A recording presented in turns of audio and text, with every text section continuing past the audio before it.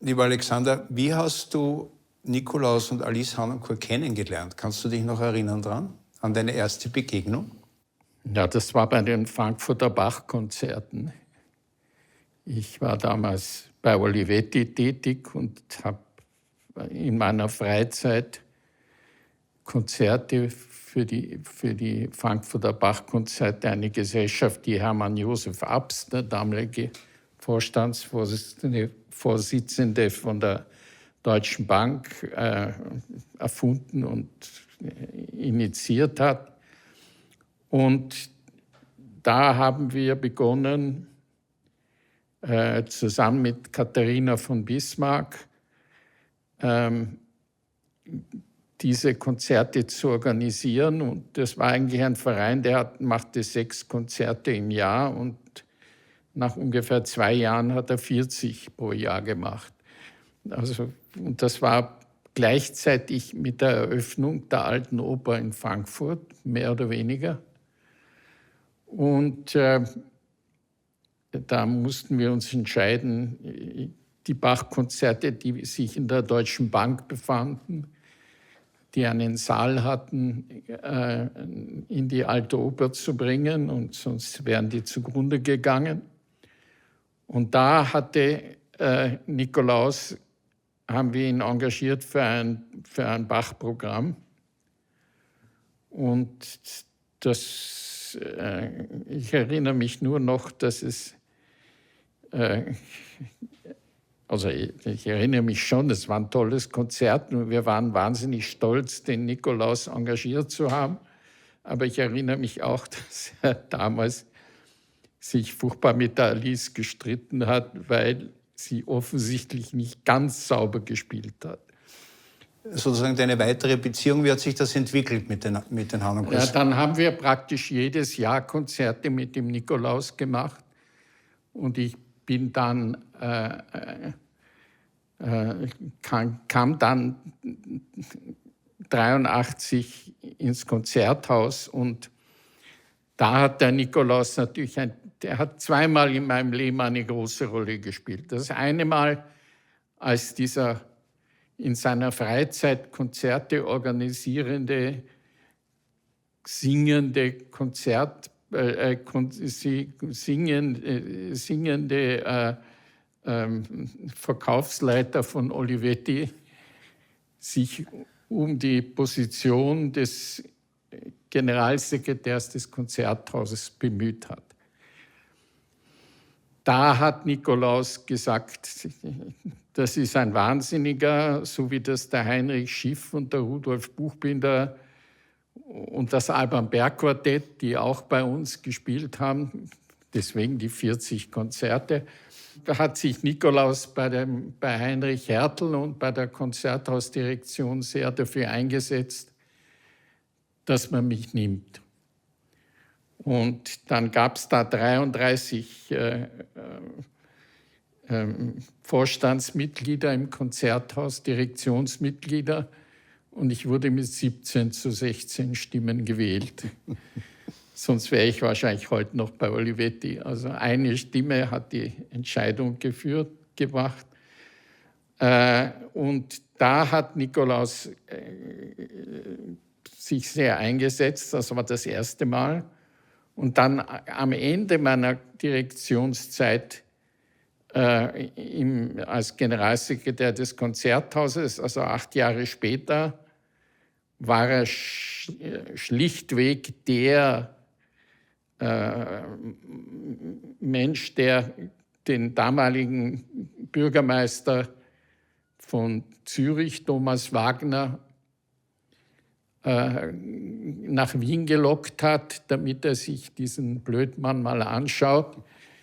Und daraufhin bin ich dann Direktor der Zürcher Oper geworden. Also der war schon richtig wichtig für dein Leben. Ja, gell? absolut. Ohne Nikolaus, wie gesagt, weiterhin bei Olivetti oder jetzt mittlerweile in Pension, aber Büromaschinenverkauf. Wie war denn sozusagen deine Zusammenarbeit mit ihm? Also wenn ihr euch Konzerte ausgemacht habt oder auch in Zürich dann Opern ausgemacht habt, waren das immer seine Wünsche oder war das, wie kann ich mir das vorstellen? Naja, dieses erste Konzert war so typisch eine Tournee, da haben sie mehrere Konzerte gemacht und wenn es um ein Konzert ging, da war das oft im Rahmen einer Tournee.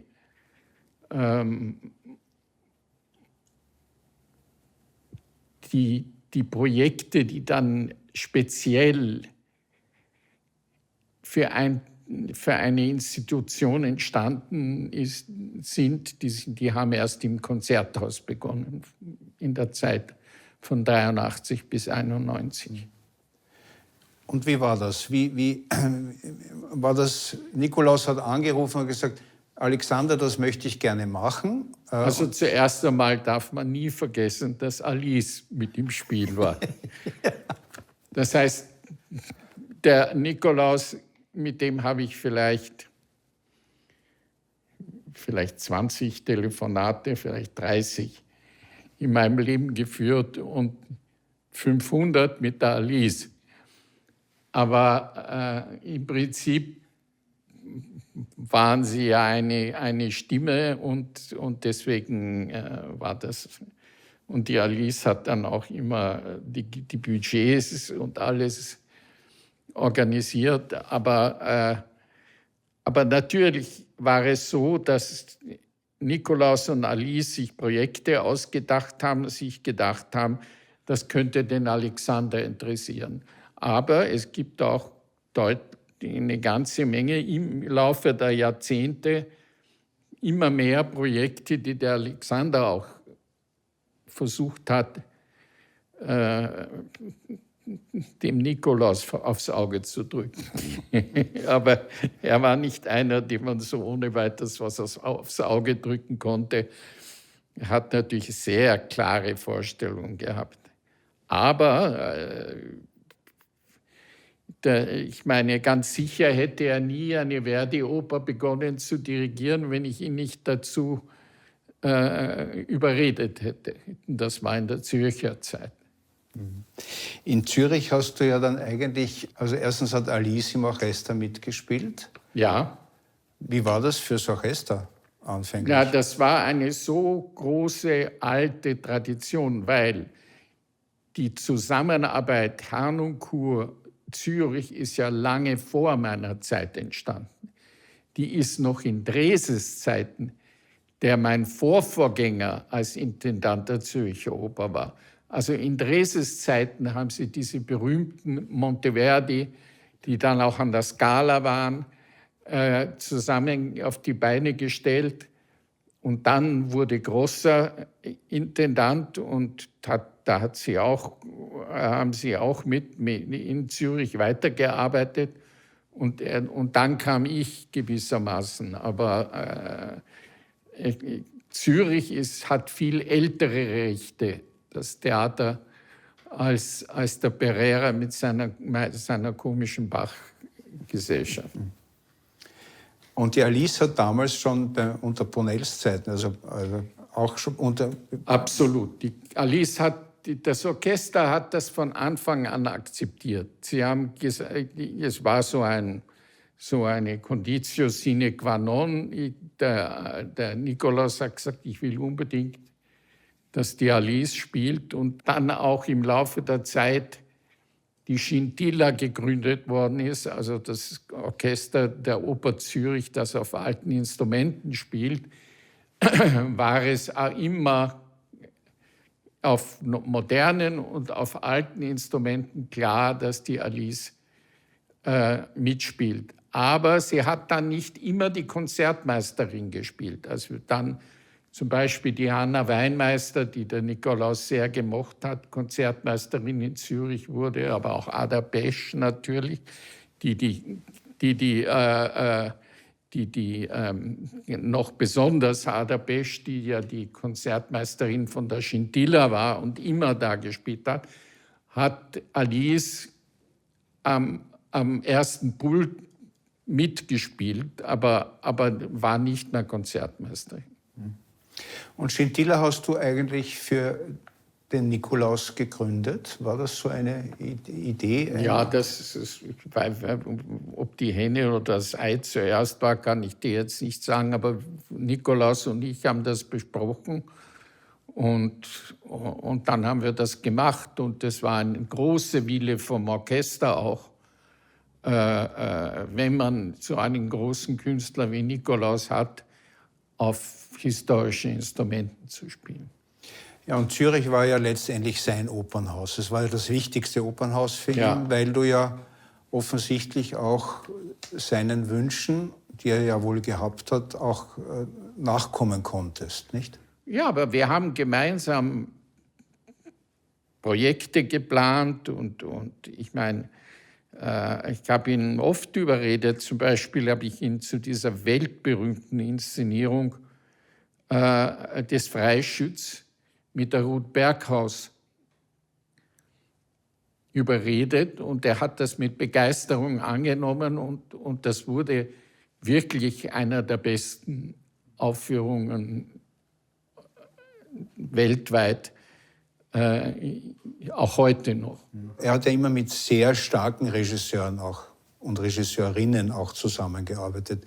Das waren oft deine Vorschläge oder hat er das auch sozusagen gewollt oder wie? Naja gut, der Bonnell war natürlich schon in the basket, wie es so schön heißt, von Anfang an. Aber dann haben wir immer wieder die Zusammenarbeit mit Martin Kuschei oder Flimm auch, nicht? Natürlich Jürgen Flimm. Aber die Jürgen Flimm-Zusammenarbeit war vermutlich, die hat nicht mit mir begonnen, die hat kurz vor mir begonnen. Und erst, aber da der Fidelio auch einer der besonderen Aufführungen meiner ersten Direktion war das natürlich, kam der Jürgen sehr schnell ins Gespräch von Anfang an. Und er hat sich das schon ausgesucht, die Leute, mit denen er arbeiten wollte oder die er interessant das haben wir gefunden hat? diskutiert. Also jetzt, wo hier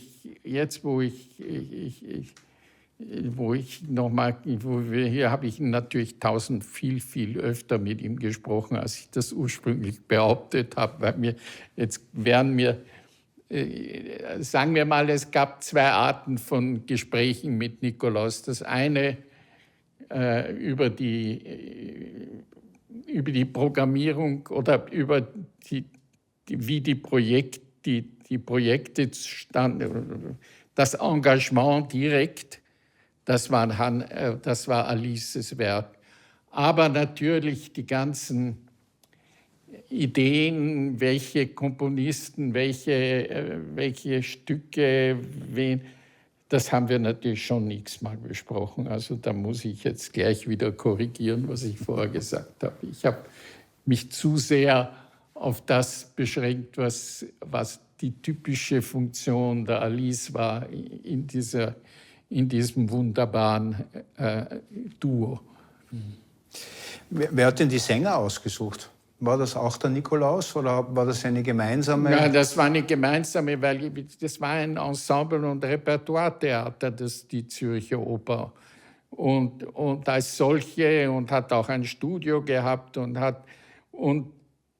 der Nikolaus war immer sehr interessiert zu hören, was haben wir und wir haben ihm natürlich dann Vorschläge gemacht, aber auf der anderen Seite, wenn er jemand unbedingt haben wollte, dann hat man den engagiert, da gab es überhaupt keine Diskussion. Man muss ja sagen, dass du ja eigentlich die Creme, also die heutige Creme der Weltstars ja bei dir praktisch begonnen haben, nicht? Also ich denke an den Piotr Beczava, der ganz jung bei dir in Zürich war. Und ja, der Kaufmann. Ich habe gerade Ein Monat bevor ich den Bachelor, nachdem ich den Bachelor engagiert hatte, hat sich die Gelegenheit ergeben, den Kaufmann zu engagieren. Eigentlich haben wir für zwei Tenöre dieses Fachs nicht unbedingt das Repertoire gehabt, aber wir haben es dann gefunden, gemacht und zu mehr oder weniger Zufriedenheit dabei irgendwie auf die Beine gestellt. Erinnerst du dich an etwas, was du mit dem Nikolaus Harnoncourt gemacht hast, was sozusagen so einen besonderen Eindruck hinterlassen hat, wo du sagst, das war toll oder fantastisch? Das habe ich gerade gesagt, Freischütz. also zum Beispiel der Freischütz. Aber natürlich waren der Mozart-Zyklus, Flimm, Harnoncourt etwas, worauf das Theater unendlich stolz war. Aber die Traviata war absolut, das war auch die Entdeckung der Eva May in dem Fach, die ja vorher nur für die Liege gesungen hat und plötzlich legte sie eine Traviata hin, dass allen der Mund offen gestanden ist. Es war eigentlich immer, aber dann natürlich die ganzen Schubert-Opern, Alfonso und Estrella, das waren des Teufels Lustschloss und was war das dritte? Fierabras. Fierabras natürlich. Fierabras war sein großer Liebling. Und ich meine, dieser Schubert-Zyklus ist einmalig auf der Welt. Das ist ein erstes Theater, dem Schubert diese Liebe angedeihen lässt. Und das danken wir dem Nikolaus. Das wird immer in die Annalen der Welttheater eingehen. Seine unglaubliche Qualität war doch auch, dass jede Vorstellung wie neu war. Also da war ja nie etwas gleich bei ihm. Der war ja immer auf 100% und immer der Wille, es noch besser zu machen. Ist das so, auch aus deiner Sicht? Ja, aber man darf nicht vergessen, dass es keinen besseren Probierer gab wie Nikolaus Harnoncourt. Und es gab dann auch zwischendurch mal Vorstellungen, wo das Probieren besser war wie die Aufführung. Aber im Prinzip war das ein unglaublich hohes Niveau auf der Basis einer exzellent und vor allem mit einer unglaublichen Bildsprache. Du wirst sicher die Aufnahmen dazu haben, aber mit einer unglaublichen Bildsprache hat er dann, ich weiß nicht, gesagt, so, jetzt musste ich mich hinschmeißen und alle Kleider vom Leib reißen. So. Solche Bilder kamen dann. Was hat ihn unterschieden mit anderen Dirigenten? Jeder große Dirigent hat eine sehr spezifische Art. Er war total überzeugt davon, dass man alles im Detail genauer arbeiten muss und sich auch genau überlegen muss, was man macht und was man nicht macht. Er ist sicherlich der genaueste Arbeiter unter allen Dirigenten, die ich jemals kennengelernt habe.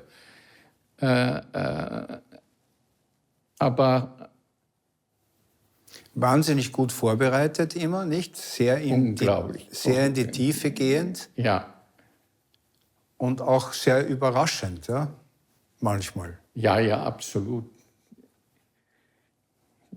Hat die Leute manchmal schockiert mit seinen Tempovorstellungen. Aber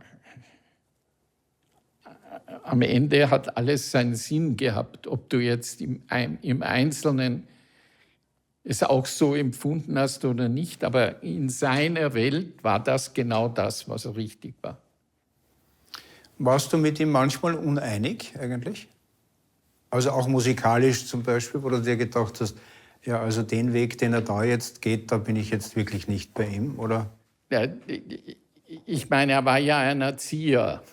Man ist ja erst langsam dazu gekommen,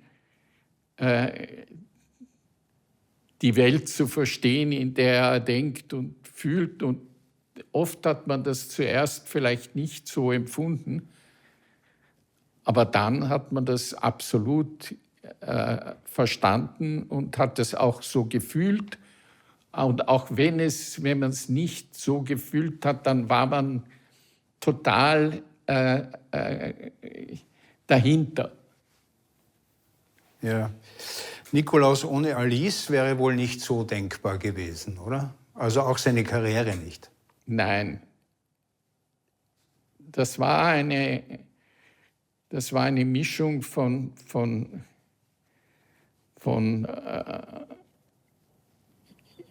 gemeinsamer Intuition, und die Alice hat natürlich wahnsinnig genau gehört, was der Nikolaus zu sagen hat, und hat darüber nachgedacht. Er ist sicher nicht immer einfach gewesen, kann ich mir vorstellen. Aber die Alice war auch eine Heilige. Und auch eine Weltmusikerin, fand ich immer. Ja, absolut. Also, ja. Also sie war ja, wenn wir nur an ihre Jahreszeiten denken, wo sie gespielt hat, oder gibt es ja wunderbarste Aufnahmen mit ihr, die hätte ja ganz locker eine Solokarriere auch hinlegen können, und zwar eine sicher ganz großartige. Ja, sie war natürlich in ihrer besten Zeit eine Spitzengeigerin, klar. Wie findest du eigentlich, dass der Konzentus nach dem Ableben von Nikolaus und der Alice, dass der Konzentus noch weiter besteht und sich noch weiter präsentiert? Naja, natürlich. Ich meine, der Nikolaus hat das nicht aufgebaut, damit es dann für immer und ewig verschwindet. Das ist ja absurd.